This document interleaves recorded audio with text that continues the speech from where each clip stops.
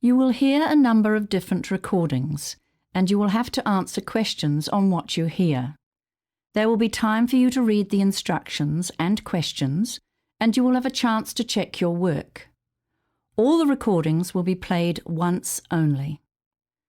The test is in 4 sections. At the end of the test, you will be given 10 minutes to transfer your answers to an answer sheet.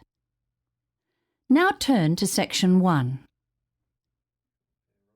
Section 1. You will hear a conversation between a hotel receptionist and a woman who wants to make a reservation. First, you have some time to look at questions 1 to 5.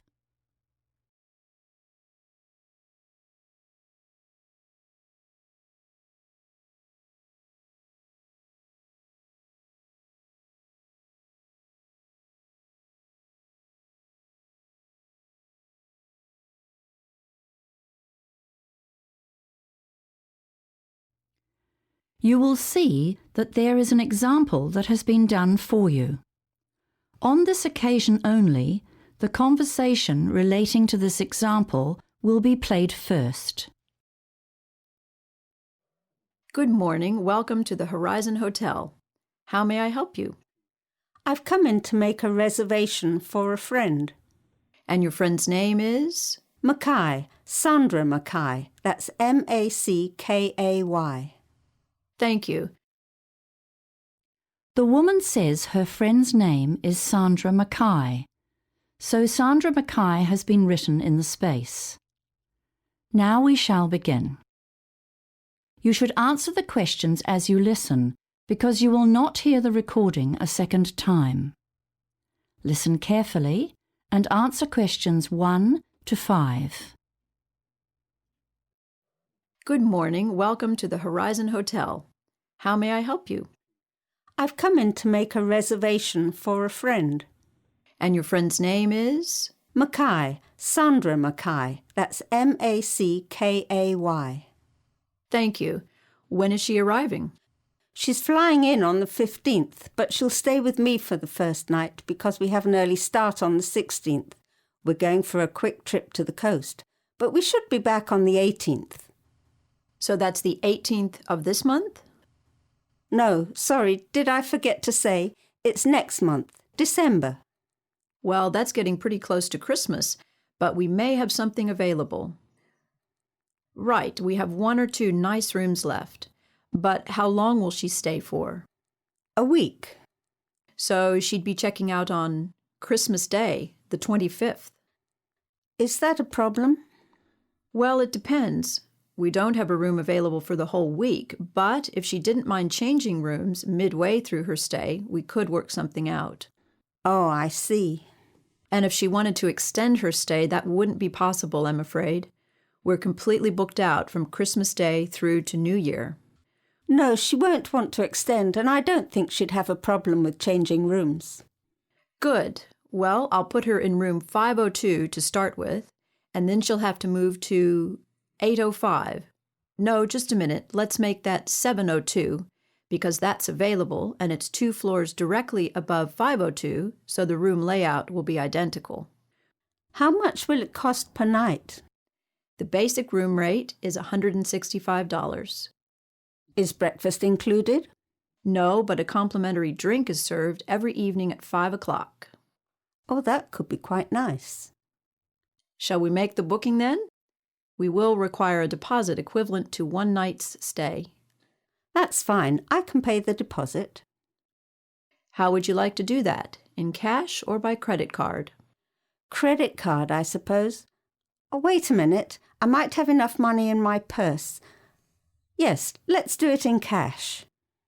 Hang on, I'll just make a note of that. Deposit paid, in cash. Before you hear the rest of the conversation, you have some time to look at questions 6 to 10.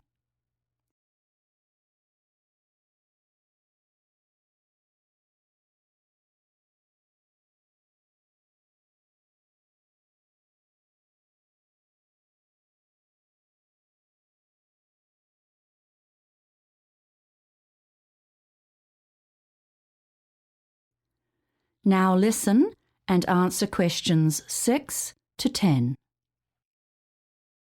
Just a second while I print a receipt. Who shall I make it out to? My name is Zoe Reed, R-E-E-D.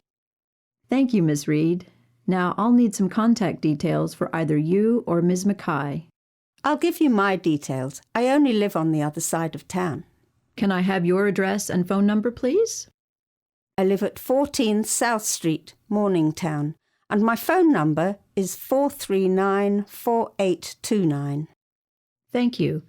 439-4829. Yes, that's right. Now I'll just print the booking form. If you have any questions or need to make any changes, just quote the reservation number on the bottom of the form. That's it there. AQ459. Thanks very much. Oh, before I go, just a couple of questions. What time does the room get cleaned? I'm only asking because my friend usually has a short nap after lunch and she wouldn't like to be disturbed. Well, the maids are usually finished by 1 p.m. because we have a 2 o'clock check-in time, you see. They come on duty quite early in the morning, so they are sure to be finished in your friend's room by lunchtime. Yes, definitely. I'd say roughly 11 o'clock. Thanks. That's good to know. One more thing. Is there room service for meals? Only for breakfast and dinner. Breakfast service finishes at 9 and starts at 5 a.m. Dinner service starts at 6 p.m., but the last orders have to be in half an hour before the kitchen closes at 11 p.m., so full room service closes at 10:30. But remember, light snacks, things like toasted sandwiches or muffins, can be ordered at the bar just off the lobby throughout the day and evening until 2 in the morning. Thanks very much. You've been most helpful. That is the end of section 1.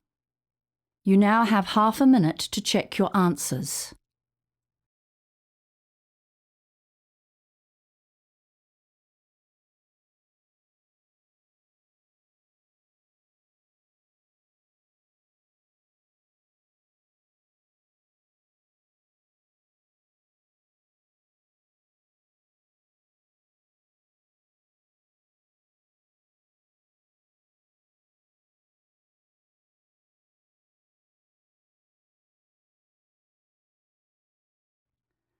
Now turn to Section 2. Section 2. You will hear a radio announcer introducing what's on at the local arts centre. First, you have some time to look at questions 11 to 16.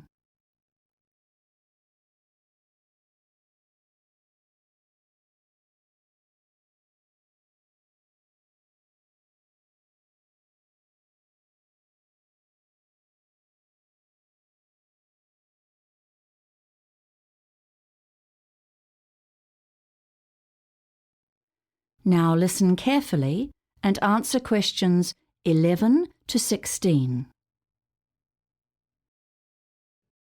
Hello, and thanks for joining me on the Art Scene tonight, brought to you by your local radio station 2ZG, and made possible by the generous sponsorship of Bertrand's Music and Video Store.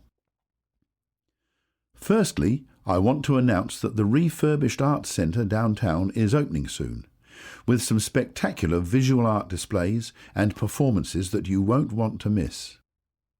In Gallery 1, the Arts Centre will be hosting an extraordinary exhibition of the latest creative works of our regional artists.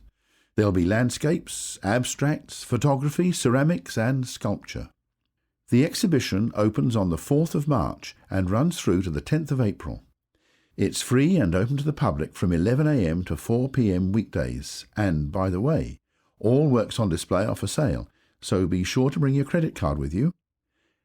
Gallery 2 will put on the annual showcase of the art of school students who take a sometimes challenging and often emotive look at the current issues facing youth in particular and society in general. This is the Issues of the 21st Century exhibition, and the dates to keep in mind are 10th of March to the 4th of April. The gallery will be open from 10 till 3 Monday, Wednesday, Friday and weekends. There's no charge, but teachers should make bookings if they're bringing large groups. Let's move on to the performing arts now. Shakespeare season is back again, and this year's production is the ever-popular Romeo and Juliet. Tickets are just $40 for adults and half price for seniors, and there are rush tickets for students at $15. Performances are in Theatre 1 at 8 o'clock every evening. Bookings are essential. The show runs from the 5th of March to the 3rd of April, and there's a possibility of more shows if there's a high demand for tickets. Now, if you like your folk pop with a country twist, you must see Shannon Keel, who is back in town for one night only on the 1st of April, performing for us in the basement. She'll be supported by Ricky Bond's band, which has been touring with her for the last 7 weeks, and showtime is 9:15. Tickets are on sale at the door, just $12.50. Doors open at 8. Coming to the Arts Centre for 4 performances in the showroom is Class Act, a quartet who have captivated audiences with their amazing repertoire of classical music, and who now include top-class cabaret in their programme. They will give matinee performances every Friday in April at 11 o'clock. Tickets are only $14 a single, or better yet, why not get together with a group of 6 or more friends and pay only $12? Before you hear the rest of the announcement, you have some time to look at questions 17 to 20.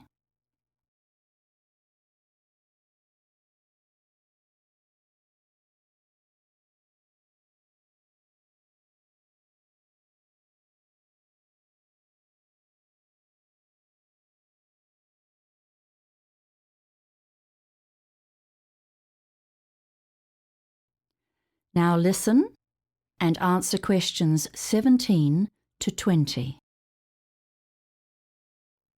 Now, here's some exciting news. I've just heard that Michael O'Brien is going to perform at the Arts Centre next year, but we haven't got any dates finalised as yet. As you know, Michael is Ireland's most popular easy listening entertainer, and he's returning from a tour of Canada and the United States, where he has enjoyed huge success, even in Nashville, the home of country music. That's a long way from his Irish roots. Michael is without doubt a singing superstar. He has had 15 top 10 music videos and is almost a permanent feature in the UK album charts, with 18 UK chart albums to date. But he is still as excited and enthusiastic about his work and his fans as he was when he first launched his career 20 years ago. Perhaps some of you are unaware that Michael's first years were ones of struggle. The family was very poor and his father was forced to go abroad to provide for his family. He worked on farms in Scotland and it was very hard manual labour, very different from the lifestyle Michael enjoys today. Unfortunately, his father died when Michael was only 5 years old, and the burden of raising 5 children fell on his mother. Although Michael followed in the footsteps of his sister by pursuing a singing career, she was his role model and inspiration, he has attributed much of his success in life to his mother's influence, and he has dedicated his most recent DVD release to her. You can pick up a copy of that DVD, Unwavering Devotion, at Bertrand's Music and Video Store. Well, that's all from me. It's been nice talking to you. Tune in at the same time next week. Until then, good night and take care. That is the end of section 2. You now have half a minute to check your answers.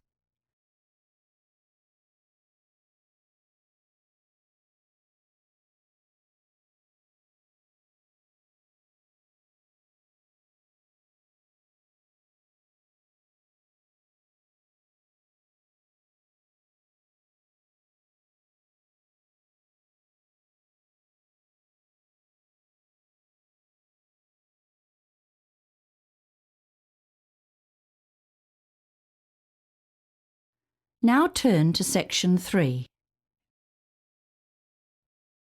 Section 3. You will hear a conversation between 2 second-year students, Steve and Jan, who are planning an assignment together. First, you have some time to look at questions 21 to 25.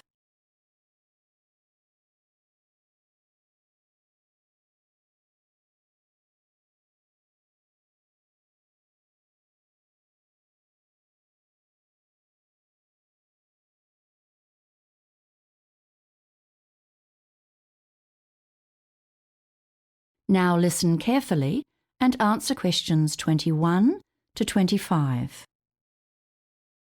Hi Jan. Sorry, my tutorial finished late. No problem, Steve. But let's get straight to work. I've got so many other assignments this week, and we've only got till next Wednesday. Sure, fine by me. So, we've got to do a combined presentation with at least 20 slides and a recommendation at the end. Is that right? Yes, and then 5 minutes for questions. Oh, right. I'd forgotten that. So, what shall we choose as a topic? I was wondering about copyright or intellectual property law. It's a tricky area, though. Well, I've been doing a bit of reading about digital privacy, and it's actually a really challenging issue now. I mean, the way employers and government departments rely on commercial databases for information on people. Okay, that sounds like it has potential. Tell me more. I can't say I've read much about it. Well, these databases compile information on all sorts of things, not just birth dates and income. They record people's lawsuits and convictions, employment history, credit rating, medical history, a range of statistics and stuff that is often out of date or is only partially true. And they get this information from public records on the internet? You mean it's actually available online? Yes, and that's the problem. We live in such a networked society now. There's so much data on the net and it's really accessible. Often the company employees who compile these databases include dated information or get confused by similar names and list the wrong details for people. I'm starting to get the idea. What kind of things can go wrong? Well, for example, a sales manager was fired because of a background check by a data company which reported that he'd served a jail term. He protested, but his boss still fired him. All he'd had was something minor like a speeding ticket. He suffered an unjust dismissal plus the stress of trying to find another job. He was out of work for 7 months. I see. Okay, this has really got me thinking now. It's a great topic. Before you hear the rest of the conversation, you have some time to look at questions 26 to 30.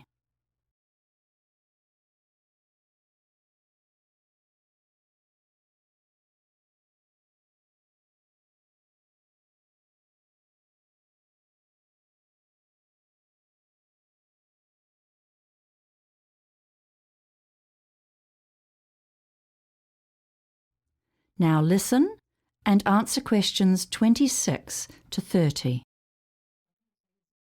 I'm thinking now about how the search engines apparently compile information on people based on their online search habits. You know, there's been a bit in the news lately. I guess that's pertinent. That's right, it's all part of the same issue. The search engines actually gather a huge amount of data about computer users, and some of it is definitely sold to other paying customers. The database companies sell lists to direct marketing companies, for example. That's their core business, so they're always trying to access more information in order to attract new clients and improve their profitability. What about social networking sites? How much of that information is truly private? Not a lot, it seems, and hackers can download sensitive information and misuse it as well. Also, every time you fill out an online form or survey to enter a prize draw, you're compromising your privacy. I never thought about that. I often enter those and give my email address and mobile number. Well, apparently in Europe they have laws controlling the ability of companies to sell or share people's personal data without getting explicit consent, but that's not the case here. Then that could be our main recommendation. Yes, and then we can advise people to actually purchase their own credit reports and files from a few of the big database companies to check that the information stored on them is actually accurate. It's so frustrating to have to do something like that. For sure. Also, bloggers should be very cautious. They can be sued for breaches of privacy and for libel. Even Twitter comments aren't exempt from legal action. So that's another area to consider for suggestions. Anyway, we need to decide how to split this up. How about if one of us does an overview of the general issue and the history of it all to date? I think I might tackle that. You'd be better on the technical stuff. Great. Then I'll look at new developments and make policy recommendations. For example, there are technology researchers looking at how access to files and information can be restricted. Because, originally the internet was designed to be as open as possible. That's right. And instead, it's created a real conflict. Already some of the browser companies are working on solutions to this, such as offering a tracking protection feature that users can switch on to restrict how much data can be mined from their computer use. And there are a few other ideas out there as well. And about the question slot, I seem to remember Professor Duncan suggesting we prepare a couple of questions ourselves, in case no one asks anything.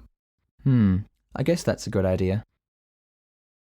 That is the end of section 3. You now have half a minute to check your answers.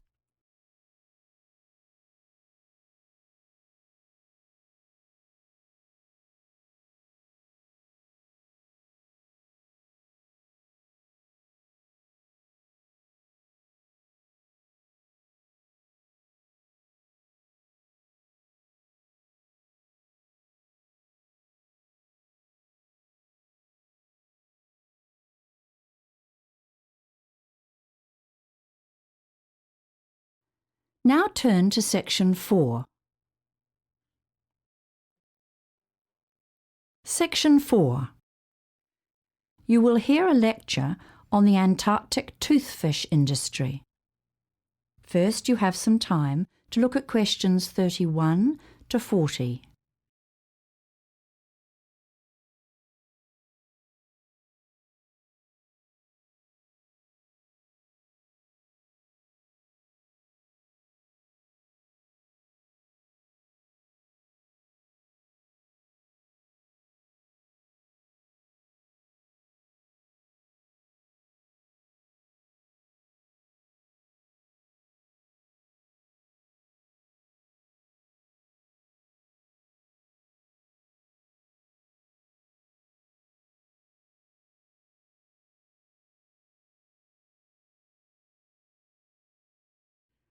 Now listen carefully and answer questions 31 to 40.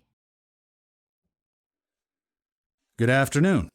As you know, it's Environment Week, and that seems like a good time to focus on one of the most special places in the world, the Ross Sea, and its associated fishing industry, which is largely focused on the Antarctic toothfish. Now, back in 2008, this part of the Antarctic, that is the Ross Sea, which, by the way, makes up only about 3% of the Southern Ocean, was rated as being the least changed environment on the planet.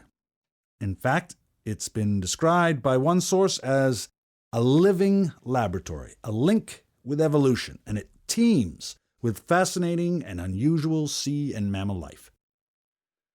So there have been urgent pleas for the Ross Sea to be given some kind of permanent protection.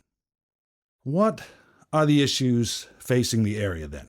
Well, aside from the huge problem of global warming that threatens all of the Antarctic oceans and the ice cap, most of these are associated with the fishing vessels that come into the Ross Sea, as well as the usual things like general rubbish and sewage pollution from these boats. The most significant potential danger is an oil and diesel spill from a fishing boat that's either damaged or sunk due to the thick ice. In January 2012, a Korean fishing vessel caught fire in the Ross Sea, with a loss of at least 3 lives, although, luckily, an oil spill was averted. In late 2011, another Korean ship, the Insung No. 1, sank with 22 lives lost, although the rest of the crew were saved by other fishing boats in the area. Again, in December 2011, another vessel, the Sparta, caused an international furor when it was holed and stranded in pack ice in the Southern Ocean. That one was Russian. New Zealand planes had to fly missions to drop off water pumps and other essential equipment and supplies to the ship. Remember that the crews of such flights are put at extreme risk on such long flights, as the weather can become stormy at very short notice. All in all, it was a miracle that this ship was able to be repaired and moved from the area without a significant leakage of fuel. So, apart from the potential for environmental problems from the boats and the danger to fishermen working in this hostile environment, there's also the matter of the cost and danger of providing support in a crisis. And, there's a lot of pressure on the fishing crews to make the most of the brief weather window during which boats can operate so far south. So they tend to keep fishing no matter what the weather is like, which means that errors of judgments are more likely. The officially authorized fishing fleet has a quota, or limit, and each boat is hoping to get the biggest share possible of the total allowable catch. Then, of course, there are the illegal boats. That means the boats operating without permits. They just try to catch as much as possible regardless. And the vessels may not even be in a suitable condition to be operating in these icy southern waters. Consequently, a key issue is the decimation of the species. Now, how much do we know about this particular fish? The Antarctic toothfish inhabit very cold Antarctic seas, usually between 200 meters to 2 kilometers deep. They are large creatures, rather ugly, and they are slow growing. Although they live up to approximately 50 years, it seems they only reach sexual maturity after about 16 years. Also, very little is yet known about their life cycle. Things like where they spawn, or what happens to the young ones before they're ready to breed. We do know that the adult fish are near the top of the food chain, but we need to know much more about the juvenile forms. Things like what they look like, where they spend those early years, and what sort of predators go after them. Okay. So the fishing season in the Ross Sea spans December to February. It's estimated that close to 3,500 tons of Antarctic toothfish have been taken annually since the fishery opened in 1996. This represents approximately 100,000 fish per year. I must add, though, that in the last couple of years, overall catches have been reduced due to overfishing and the decline in total fish numbers. Now, there's no record, of course, of the numbers of fish caught by illegal fishing boats. Those in the Antarctic toothfish industry claim that the short fishing season and the difficulties faced by the boats in this inhospitable climate provide their own natural limits on fishing. They say that the industry is concerned to preserve fish stocks, and they assert that with careful management and monitoring, the fishery is sustainable. However, others dispute that this is the case, especially given the distances involved and the difficulties faced in trying to manage and monitor fishing boats in such a remote location. In the Ross Sea area, conservative estimates suggest that fish stocks have declined by about 20% over the past 16 years. But in fact, there is not enough accurate research to support such claims. The figure could be even higher. Leading scientists who specialize in this issue are calling for a Marine Protection Area, or MPA, with a total ban on fishing. But so far, this has not been achieved. Right, so that's an introduction. Now let's watch a short video before we discuss your next assignment. That is the end of section 4. You now have half a minute to check your answers.